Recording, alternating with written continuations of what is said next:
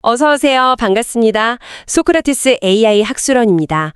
본 영상은 인공지능 기술을 활용하여 허구성, 과장성, 추측성 정보를 걸러내고 검증된 정확한 지식만을 엄선하여 전해드립니다.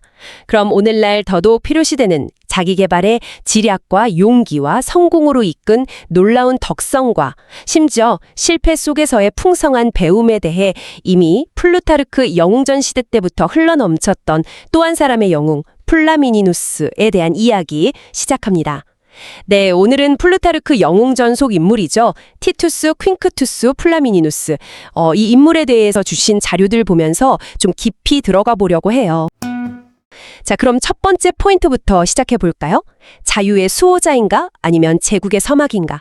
플라미니누스, 이 인물이 활동했던 시기가 기원전 2세기 초잖아요. 네, 맞아요. 딱 그 헬레니즘 시대랑 로마가 이제 막 동쪽으로 영향력을 넓히려던 그런 시점이었죠.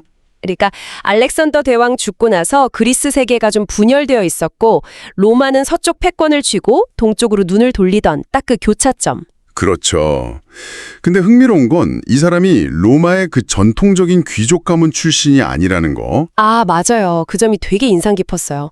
실력과 덕성으로 그 복잡한 그리스 세계에 큰 영향을 미쳤다는 거니까요. 바로 그 지점을 플루타르크가 주목하는 거예요. 단순히 전쟁 잘하는 장군, 이걸 넘어서 인간적인 면모, 특히 다른 나라의 자유를 어떻게 다루는가, 이걸 본 거죠. 그 유명한 이스트미아 제전 선언 말씀이시죠? 기원전 196년? 네, 그 그리스 해방 선언, 이게 정말 하이라이트인데 이걸 진짜 순수한 해방으로 봐야 할지 아니면 뭐랄까 로마의 큰 그림, 그 영향력 확대를 위한 고도의 외교적 제스처였는지 해석이 좀 갈려요. 그렇죠. 그 선언 하나를 두고도 여러 시각이 있을 수 있겠네요.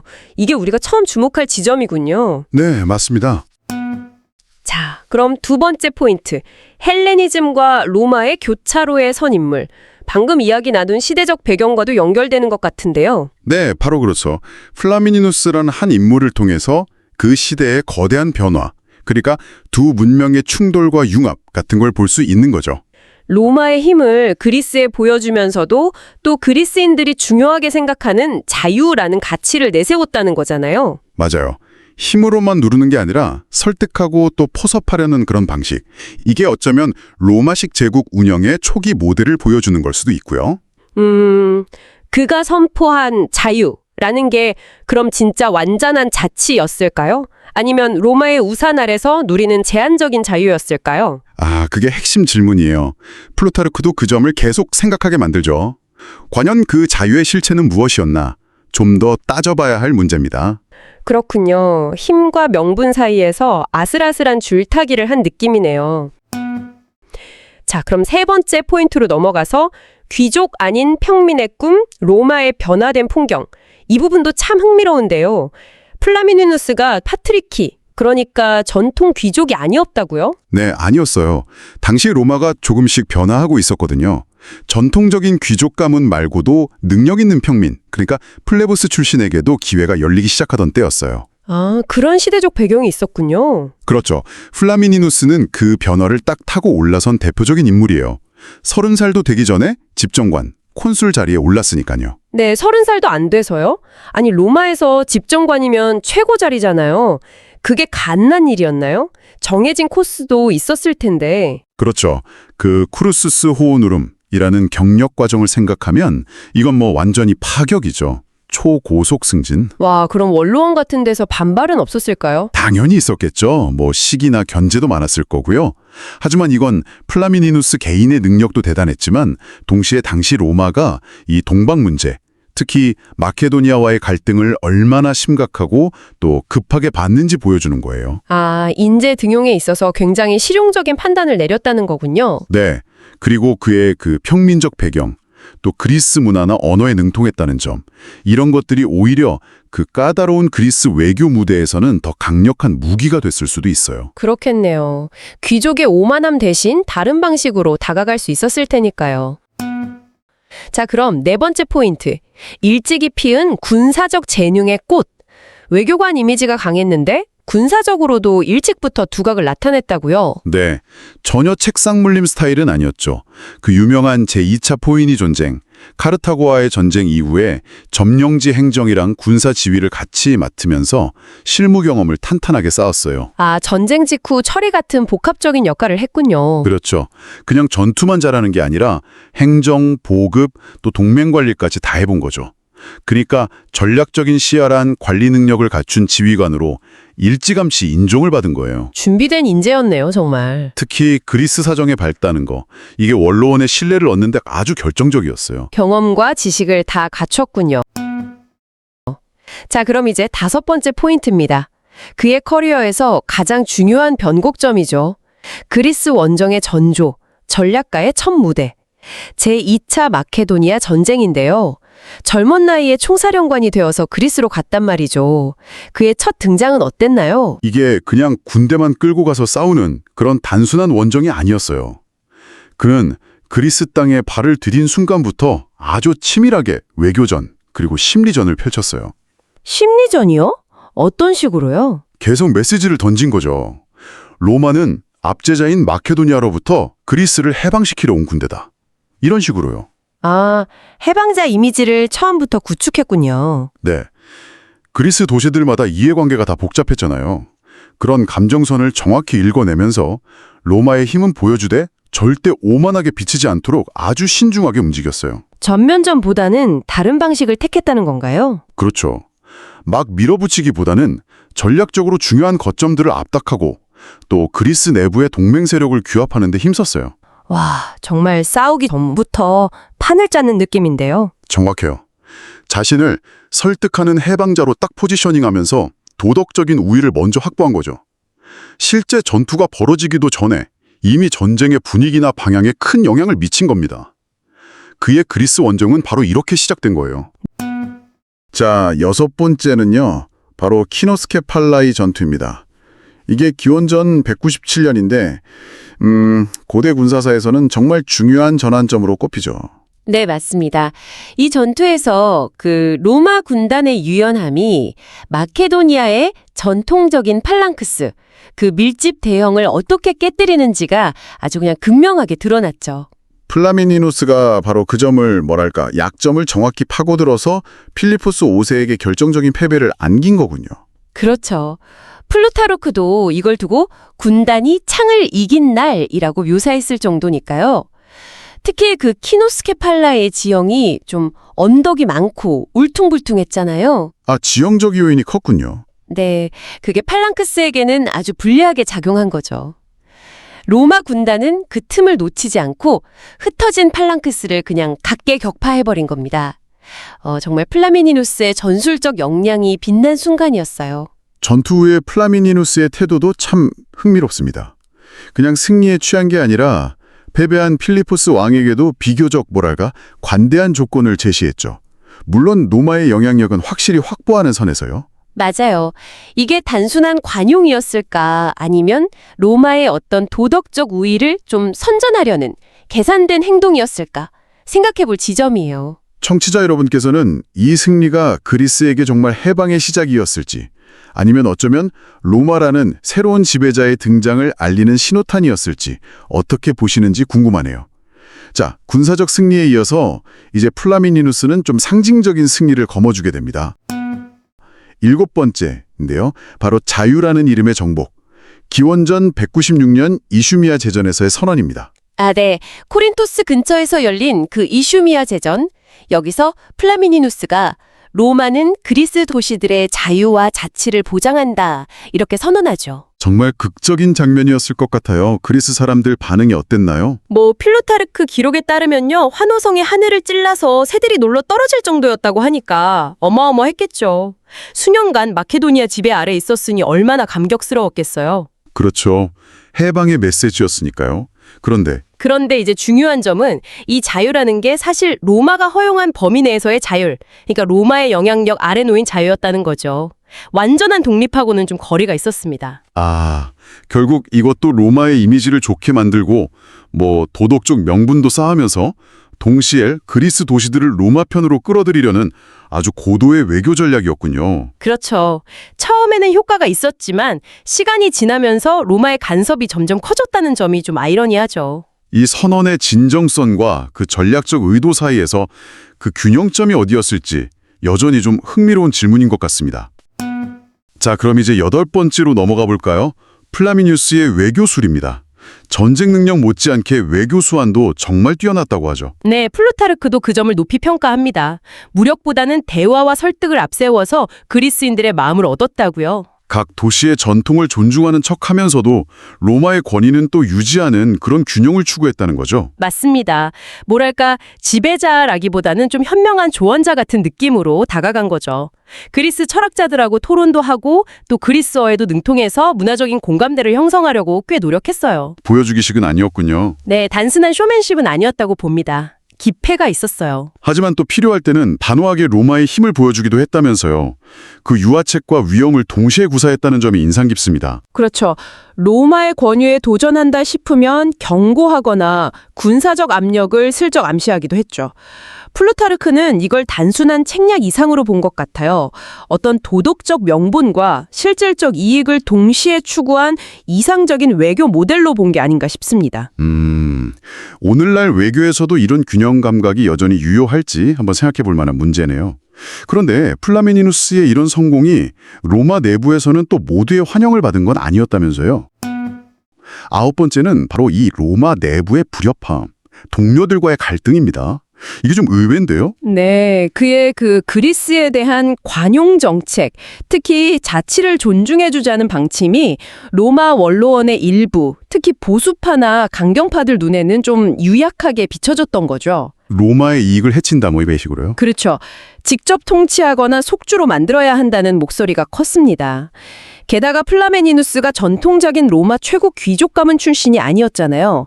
그러니까 그의 빠른 성공이 기득권 세력에게는 좀 위협적으로 느껴졌을 수도 있어요. 시기심도 있었을 거고요. 전임 사령관들과의 갈등이나 뭐 일부 장교들과의 긴장 관계도 있었다고 하고요. 특히 그 전후 처리 방식을 두고 의견 대립이 심했군요. 네, 그리스 자치를 존중하자는 플라미니누스하고 아예 속주로 편입하거나 군대를 주둔시켜야 한다는 원로원 의원들 사이에 갈등이 있었죠. 플루타르크는 그가 외부의 적만큼이나 이런 내부의 반대자들과 싸우면서 자신의 어떤 도덕적 기준을 지키려 했다고 묘사합니다. 참 지도자의 고독 같은 게 느껴지는 대목이네요. 정치적 현실이라는 게. 자, 이제 10번째입니다. 그리스 문제가 어느 정도 일단락되니까 이번에는 동방의 강자죠. 셀레우코스 제국의 안티오코스 3세가 새로운 위협으로 떠오릅니다. 안티오코스 대왕과의 대결 국면인데요. 네, 안티오코스가 이제 군대를 이끌고 그리스로 진출하려고 하니까 플라미니우스가 다시 외교관으로 파견됩니다. 여기서 또 그의 외교술이 발휘되죠. 안티오코스와 직접談판을 벌였다고요? 그렇습니다. 아주 단호하게 나갔어요. 그리스는 로마가 해방시킨 곳이지 당신 셀레우코스의 영역이 아니다. 당신의 개입은 침략이다. 이렇게 딱 선을 그은 거죠. 와, 상당히 강령했네요. 효과는 있었나요? 네, 어느 정도요. 이 발언 때문에 일부 그리스 도시들이 안티오코스 지지를 철회하기도 했다고 합니다. 물론 결국엔 로마와 셀레우코스 간의 전쟁으로 이어지긴 했지만요. 그래도 플라미니우스는 그 전쟁 전후 과정에서도 계속 중요한 역할을 했군요. 특히 로마의 개인 명분을 그리스의 자유를 지키기 위한 방어적 조치로 규정했다는 점이 인상적입니다. 맞아요. 그게 중요했습니다. 로마의 동방 전략에 어떤 도덕적 정당성을 부여하고 결과적으로 로마의 영향력을 확립하는 아주 중요한 기초를 마련한 셈이죠. 그의 역할은 단순한 외교관을 넘어서서 어쩌면 로마의 미래 전략을 설계한 인물로 볼 수도 있지 않을까 그런 생각도 듭니다. 11번째, 말년의 정치와 도덕적 시험입니다.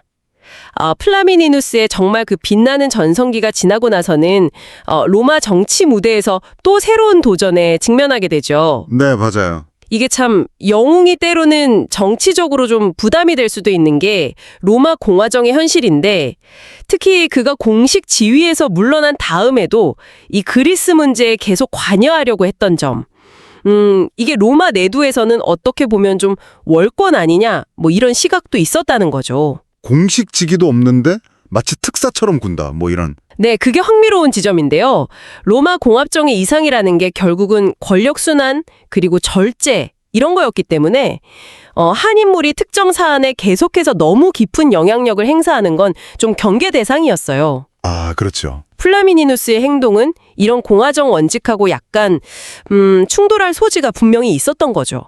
게다가 당시 로마 내두 상황도 보면 보수파랑 진보파 사이에서 그의 노선이 좀 중도적이어서 어느 쪽에서도 완전한 신뢰를 얻기는 좀 어려웠던 그런 상황이었습니다. 특히 그 마케도니아 왕 플리포스의 아들 있잖아요. 데메트리오스. 네네. 이 인질 석방 문제 가지고 갈등이 있었던 게 기억에 남는데 플라미니누스는 뭐 정의, 명예, 그리고 이제 과거의 적에게 또 관용을 베풀어야 한다 이런 신념으로 석방을 엄청 강하게 주장했었죠. 바로 그 사건이 플라미니누스의 어떤 도덕적 신념하고 또 이 냉혹한 정치 현실이 어떻게 딱 부딪히는지를 잘 보여주는 대목입니다. 플루타르크는 그의 행동을 그냥 뭐 오만하다, 월권이다 이렇게 보지 않고 끝까지 어떤 도덕적 책임을 지려는 자세 이렇게 해석을 하더라고요. 아, 그렇군요. 그러면서도 그 결과로는 정치적으로 좀 고립되고 말년은 조용히 보낼 수밖에 없었다 이렇게 서술하고요. 어쩌면 이게 바로 플루타르크가 말하는 그 완성된 덕성의 한 모습일 수도 있겠다 싶어요. 그러니까 힘을 가졌을 때 원칙을 지키려 한 대가 뭐 그런 걸 할까요? 네. 그렇다면 그가 세상을 떠난 뒤에 역사는 그를 어떻게 기억했을까요? 자, 12번째, 죽음 이후의 평가로 넘어가 보겠습니다. 그는 과연 자유의 해방자였을까요? 아니면 좀 교묘한 침략자였을까요? 이 플라미니누스 사후 평가는 정말 이렇게 극명하게 엇갈립니다. 우선 그리스인들 시각부터 좀 봐야겠죠.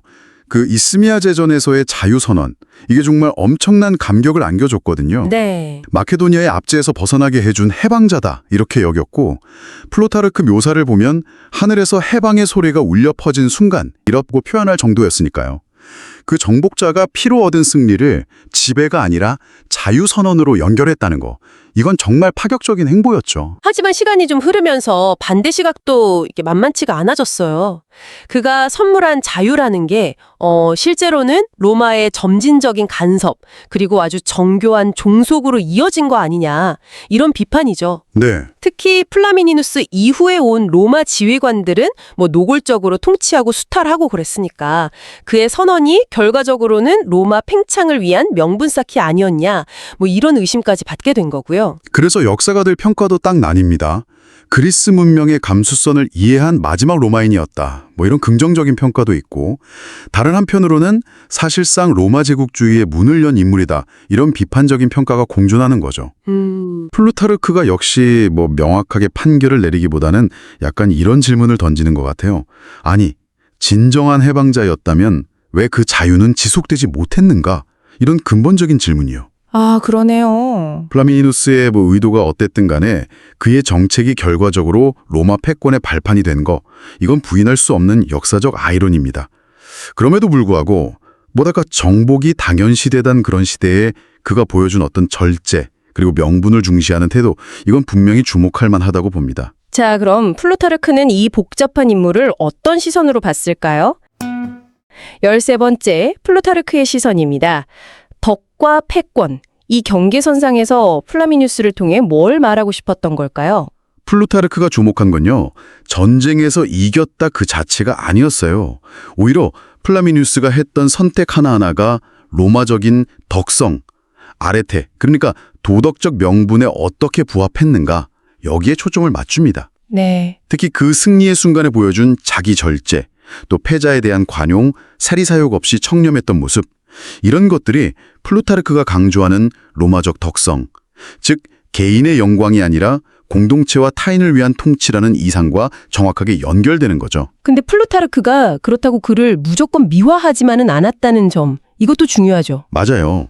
그가 선언한 자유가 역설적으로 그리스에 대한 로마의 간섭을 더 심화시키는 결과를 낳았다. 이 점도 놓치지 않고 딱 제시하면서 성찰할 여지를 남겨요. 플라미니누스를 뭐 다른 영웅이랑 직접 비교하지 않고 단독으로 다룬 이유도 어쩌면 그의 삶 자체가 이 덕과 현실 정치 사이의 긴장, 딜레마, 이걸 충분히 보여준다고 판단했기 때문이 아닐까 싶어요. 그렇습니다. 플루타르크는 플라미니누스를 통해서 우리에게 아주 근본적인 질문을 던지고 있는 거죠. 힘이 있을 때 스스로 자제할 수 있는가? 대의 명분을 끝까지 지킬 수 있는가? 이런 질문들이요. 그러니까 플라미니누스는 단순한 영웅서사의 주인공이라기보다는 위대한 딜레마에 대한 기록 그 자체였던 셈입니다. 덕과 패권 사이에서 어떻게든 균형을 잡으려 했던 그의 삶은 결국 절제된 권력은 가능한가라는 이 플루타르크의 핵심 질문을 탐구하는 아주 중요한 사례였던 거죠. 자, 그렇다면 이 고대 로마인의 이야기가 2000년이나 지난 지금 우리에게는 어떤 의미를 던져줄까요? 14번째, 오늘날 우리에게 주는 메시지입니다. 이 자유의 이름으로 말하고 행동할 때의 책임, 여기에 대해 한번 생각해 봅니다. 오, 현대사회에서도 보면 자유라는 단어는 물론 숭고한 가치지만 때로는 어떤 특정 집단의 이익을 포장하거나 혹은 개입을 정당화하는 명분으로 쓰이기도 하잖아요. 네, 그렇죠. 플라미니누스는 이런 고전적인 딜레마의 어떤 원형을 보여주는 인물이라고 할 수 있어요. 그가 자유를 선언했을 때 그 말에는 그냥 선언 이상의 무게, 그러니까 책임과 실천, 그리고 끊임없는 자기 성찰이 요구된다는 걸 좀 암시하는 것 같아요. 자유를 말하는 것과 그 자유를 실현하고 지키는 것 사이의 그 간극, 그리고 그에 따르는 책임, 그의 사례가 이걸 다시 한번 생각하게 만듭니다. 또 힘으로 막 밀어붙이기보다는 설득을 앞세웠던 그의 방식도 상당히 인상적이에요. 단순히 군사력이 아니라 상대방의 문화나 역사를 이해하고 공감하려는 그런 좀 진정성 있는 접근? 이게 오늘날 말하는 소프트 파워의 원형처럼 보이기도 하고요. 네, 맞아요. 그냥 표면적인 선동이나 이미지 조작하고는 다른 좀 깊이 있는 소통의 중요성을 보여주는 것 같습니다. 이것도 현대 리더십에 중요한 질문을 던집니다. 권력의 화려함이나 단기적인 인기에 영합하기보다는 그 책임의 무게를 감당하려고 했던 모습, 이게 시사하는 바가 크죠. 플루타르크가 왜 그렇게 했는가 이걸 탐구했듯이 우리 역시 우리 행동의 동기, 그리고 그것이 가져올 결과에 대해서 좀 근본적인 성찰이 필요하다는 겁니다. 결국 진정한 자유는 그 말을 내뱉는 순간부터 시작되는 책임에 달려있다. 이걸 그의 삶이 역설하고 있는 거죠. 자, 500자 총평입니다. 네, 플라미니누스는 그냥 단순한 로마의 정복자는 아니었습니다. 로마 팽창이라는 그 거대한 역사적 흐름 속에서 자유와 도덕이라는 가치를 정말 진지하게 고민하고 비록 불완전했을지는 몰라도 실천하려고 했던 상당히 복합적인 지도자였죠. 그 이스미아 제전에서의 자유선언은 그의 리더십 철학 그리고 로마의 방향성을 시험대에 올렸던 아주 상징적인 사건이었고요. 때로는 유화책으로, 때로는 단호함으로 설득과 절제를 통해서 새로운 방식의 영향력을 추구했던 그런 인물로 평가할 수 있습니다. 그의 삶은 성공과 실패, 이상과 현실 사이의 그 긴장을 고스란히 보여줍니다. 플루타르크가 플라미니누스를 통해 던진 핵심 질문, 그러니까 권력을 얼마나 가졌느냐보다 어떤 기준을 지키며 사용하는가가 더 중요하다는 이 메시지. 이게 시대를 초월해서 오늘날 우리에게도 여전히 깊은 울림을 주는 것 같습니다. 이 질문에 답하는 건 우리 각자의 몫이겠죠? 이상으로 소크라테스 AI 학술원이 제공해드리는 플루타르크 영웅전의 20번째 영웅 플라미니누스에 대한 이야기를 마치겠습니다. 그러면 계속해서 소크라테스 AI 학술원이 제공해드리는 플루타르크 영웅전의 21번째 영웅 피루스에 관한 동영상도 기대해주세요.